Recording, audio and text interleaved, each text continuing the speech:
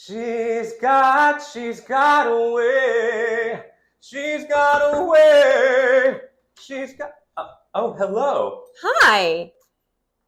Grethers. Hello. Hello. Welcome to another episode of Gabbing with Grethers.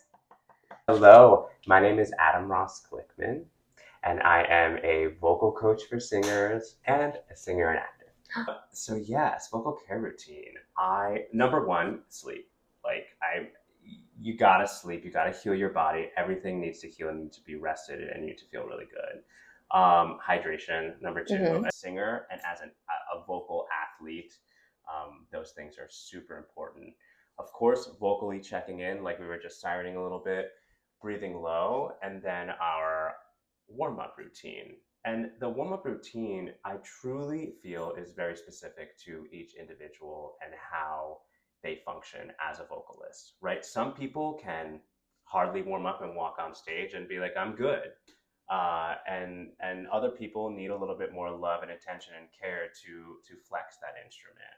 So I would say rest, sleep, water, vocal routine. And I'm a big believer in cardio and getting everything moving and grooving. And especially if you're like training or rehearsing for a Broadway show where you're moving so much, I love to sing and run or sing and jog at the same time. Where do you do that? So it's outside? Yeah, I do. Yeah, people think I'm crazy. It's New York. But sometimes I'm like really subtle about it. And other times I'm like, oh, I got a performance. Or I'm just like really into it and I become Britney Spears or Katy Perry. And like even right now I'm speaking poorly with like vocal fry and stuff, which I should not be doing. I should be talking more like this. It's mild though. But I used to never talk like that. I used to always talk like this, and my college voice teacher used to make me talk like Julia Childs. Julia Childs on top of your voice. But yes, I think what you just said though, like speaking healthfully is like so important. Okay, so I have a student that works at a restaurant gig and is really loud because they need to be really loud over the people. Sometimes they'll come to a session, I'm like, what's going on? They're like, well, I've hardly sung, the past couple of days, but I've spoken so loudly. I've been almost shouting, so I feel fatigued. And they're incredibly fatigued. Yeah. So I think to be aware as you're speaking, and especially in your environment, is like super important. And I think singing so it's like we could talk pedagogy like all we want, but the reality of it is it's so feeling and sensationally driven. So like when I'm working with someone and I understand how they like think, whether they're audibly audio oriented or visibly oriented, I tend to use a lot of visuals to help, like you just said, speak like Julia Childs. Yeah. What is that doing for you, If there's an artist you think should compose a musical who hasn't, or their repertoire should be turned into a jukebox musical? It's like a really challenging question that you're asking me because I love so much folk and I love so much pop. And so I think Joni Mitchell, that would just be, Blue is one of my favorite albums of all time. And her whole catalog is just, they're all stories, or they can all be interpreted as stories. And I think there's so much there. So I think Joni Mitchell, however, she's not that physically well these days, so someone else might take over. But Joni Mitchell, I think it's gonna happen. I don't know when, but Lady Gaga, and I want her to star in it because I don't know who could. Maybe Chapel. I mean, come on, like, can you imagine? I don't know when this is gonna happen, but a Taylor Swift one is going to happen. But like, what is that gonna be? Maybe Katy Perry. I really like Katy Perry. Is there like a story or a book or a movie or a TV show or something that you think, or like an idea? Heavyweights. Oh my God, Heavyweights. Heavyweights would be so fun. It would be really fun. You'd have to like really, really camp it up to get over like the entire narrative of it, but they already do that. And casting would have to do a good job. Yeah. I think Ben Stiller could reprise his role. That would be amazing. So Ben Stiller, reach out. Cadet Kelly.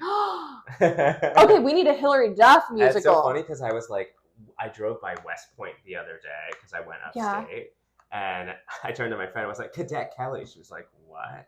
It's like, that's what I think of when I think of West Point. Yeah, who doesn't? The rifle. Wait, you really know it. One of the first shows I ever saw on Broadway was when Christy Carlson Romano was in Beauty and the Beast as Belle. My parents got me a trip to New York for my birthday and tickets to that. So it was like we were coming to New York for me to see Christy Carlson Romano in it. It's technically not the first show I saw because we got there that day and we rushed Aida tickets. I want to see this Hercules in London.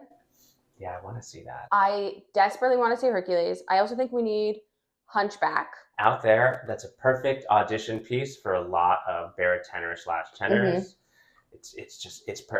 I did a casting director workshop with my studio recently, and I had one of my students sing that, and the casting director was like, "Oh, that's one of my favorite songs." He was literally like, "Thank you."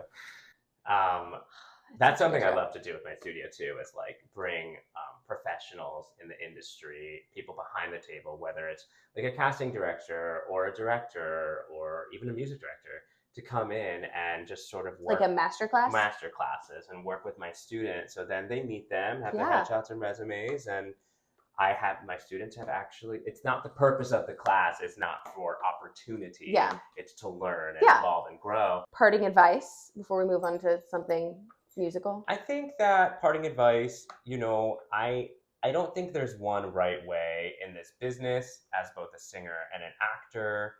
I don't think there's one right way when it comes to your vocal training and necessarily your vocal health. There are essentials that I believe in.